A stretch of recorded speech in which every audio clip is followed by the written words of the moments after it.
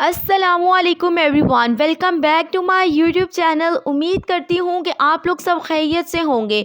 तो आज हम बात करेंगे स्टमक रिलेटेड प्रॉब्लम्स क्यों होती हैं, क्या इसकी वजूहात हैं और किस तरह से हम लाइफस्टाइल मॉडिफिकेशन करते हुए इसे प्रिवेंट कर सकते हैं। ह्यूमन स्टमक इंसानी पेट की बात की जाए तो ये 12 इंच लंबा और 6 इंच वाइड होता है। इसके अंदर 1 लीटर की कैपेसिटी होती है, लेकिन जो लोग बहुत ज़्यादा खाते हैं तो इसकी कैपेसिटी 3 से 4 गुना बढ़ जाती है।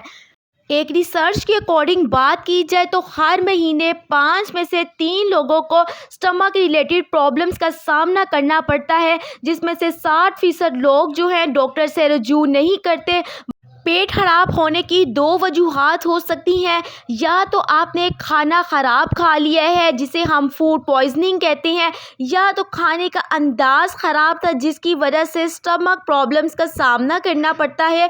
खाने का अंदाज़ ख़राब होना, इसका क्या मतलब है, इसे समझते हैं। या तो आपने रूटीन से हटकर खाना खाया है, खाना खाते हुए बहुत ज़्यादा पानी का इस्तेमाल किया है, या आपने बहुत ज़्यादा खा लिया है ज़रूरत से ज़्यादा, या आपने जो खाना खाया है वो कच्चा है, सही तरीके से बना नहीं है। कोई सब्ज़ी का आप इस्तेमाल कर रहे हैं तो उसको अच्छे तरीके से वॉश कर कर इस्तेमाल नहीं किया। ये कुछ ऐसी वजूहात है जिसकी वजह से आपका पेट ख़राब हो सकता है।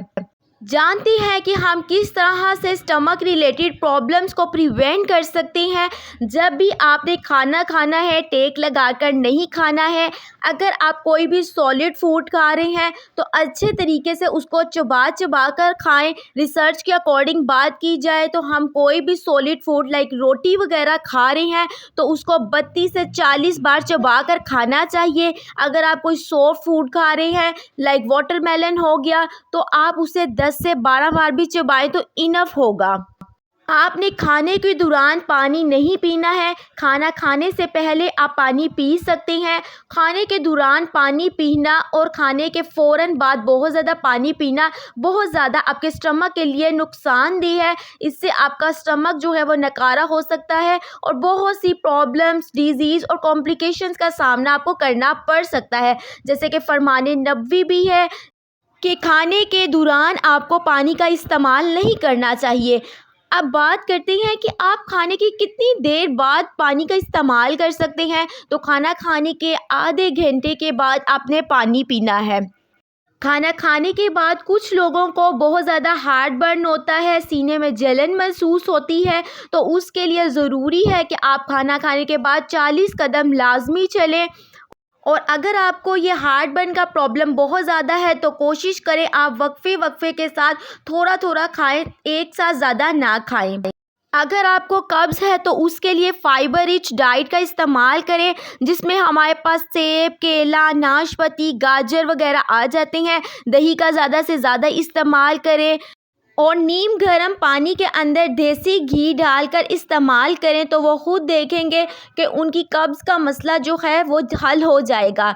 इसके अलावा अगर आपको कब्ज़ का बहुत ज़्यादा मसला है तो आप 3 अदद अंजीर रात को मटके में भिगो कर रख दें और सुबह उसे पानी के साथ ले लें, तो ये भी बहुत मुफीद है कॉन्स्टिपेशन के लिए। अगर आपको डायरिया है तो उसके लिए आपने ORS का पानी लाजमी तौर पर इस्तेमाल करना है। बिकॉज़ जब भी डायरिया होता है, लूज़ मोशन होते हैं तो बॉडी के अंदर पानी की कमी हो जाती है, जिसकी वजह से डिहाइड्रेशन हो जाती है। तो हमने अपनी बॉडी को हाइड्रेटेड रखना है, हमारी बॉडी के अंदर इलेक्ट्रोलाइट इम्बैलेंस ना हो, तो उसके लिए ORS वाटर का लाजमी तौर पर इस्तेमाल करें। उम्मीद करती हूँ कि ये मेरी वीडियो आपके लिए बहुत इन्फॉर्मेटिव रही होगी। If you guys like this video so don't forget to subscribe my YouTube channel और also share with your friends. मिलते हैं आपसे नेक्स्ट वीडियो में, तब तक अपना बहुत ख्याल रखिए, दुआ में याद रखें। अल्लाह हाफिज़।